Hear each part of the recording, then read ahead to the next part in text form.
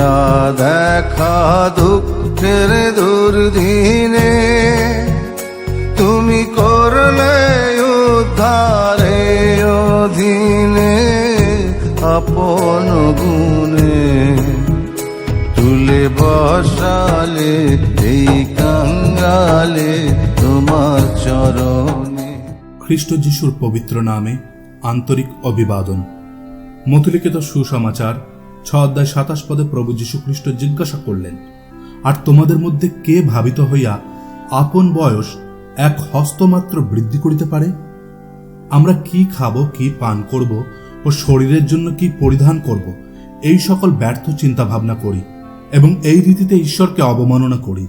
এই বিষয়ে প্রভু যীশু খ্রিস্ট প্রশ্ন করেছেন, তোমাদের মধ্যে কে এমন আছে যে চিন্তা ভাবনা করে নিজ আয়ুর এক মুহূর্ত বৃদ্ধি করতে পারে?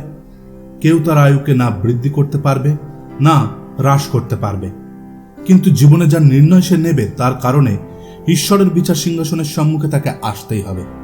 যদি আজ কোনো ব্যক্তি ঈশ্বর দত্ত আশীর্বাদ, পাপের ক্ষমা ও অনন্ত জীবনকে অস্বীকার করে, তবে তার জন্য নরকের দণ্ড নিশ্চিত আছে। কিন্তু যে ব্যক্তি ঈশ্বর দত্ত এই আশীর্বাদকে স্বীকার করে নেয়, সে পাপের ক্ষমা, অনন্ত জীবনকে লাভ করবার দ্বারা এই জগতে তার আয়ু বৃদ্ধি করতে পারবে না, কিন্তু এই জীবনে সঠিক নির্ণয় অবশ্যই নিতে পারবে। সঠিক নির্ণয় নিতে ঈশ্বর আপনাকে সাহায্য করুন। ধন্যবাদ। আমি ভুলিব না এই করুণা, কবু ভুলিব কেমনে।